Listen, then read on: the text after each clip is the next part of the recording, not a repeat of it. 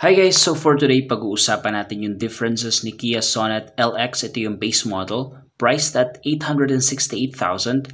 And ni top of the line Kia Sonet SX, priced at 1,138,000 pesos. So they have a difference of 270,000. And sa difference na yan, ano kaya yung meron si Kia Sonet SX na wala si base model LX? Pag tinitigan mo na maigi yung harapan, mapapansin mo si LX ay matte black yung kanyang grille, whereas si SX naman is glossy black. Tapos, si LX ay naka-halogen lang yan yung mga lights niya, whereas si SX ay naka-LED light na. Sa gilid naman si LX wala siyang chrome accent, whereas si SX, makikita nyo meron siyang mga chrome accents. Same naman sila naka-repeater side mirror, so ibig sabihin yung turn signals nila is integrated na dyan sa side mirrors nilang dalawa. Sa likod naman hindi nyo agad makikita yung pagkakaiba, pero pag tinitigan nyo na mabuti, si LX wala siyang spoiler, whereas si SX meron siyang spoiler. And then yung red light strip ni LX is for aesthetic purposes lang, whereas yung red light strip naman ni SX is fully functional yan. Parehas din silang may reverse camera and parking sensor, so hindi na kayo mamomroblema. Sa door handles naman si LX hindi pa siya naka smart entry. So kailangan mo talaga ng key fob para mabuksan yung pinto.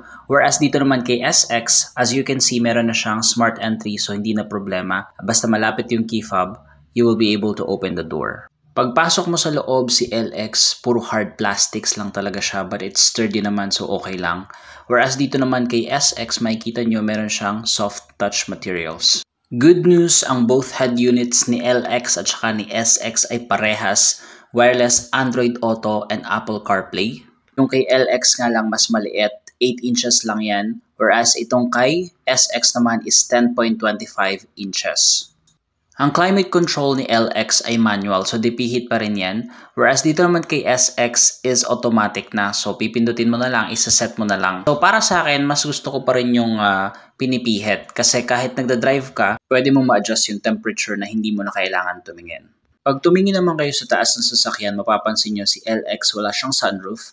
Pero si SX meron siyang sunroof, pero sa may bandang front, driver, and passenger lang.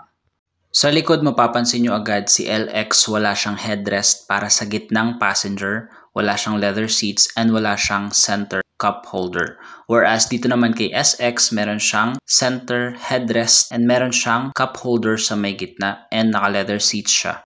Rear air vents na layout ni LX at saka ni SX, same lang yan guys, walang idinagdag. Ito naman yung mga safety features na kay SX top of the line lang makikita. Lane keeping assist, lane following assist, forward collision avoidance assist, downhill brake control, high beam assist, driver attention warning, electronic stability control, hill start assist control. Ito naman yung mga similarities nila. So 2 airbags lang sila parehas, si LX tsaka si SX, which is for me a disappointment kasi nga si SX supposedly dapat mas marami siyang safety features or mas additional yung airbags niya.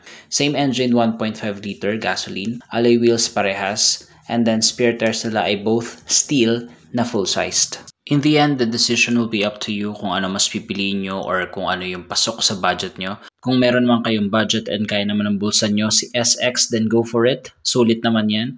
But as for me, mas pipiliin ko si LX kasi para sa akin mas sulit for 758,000 pesos.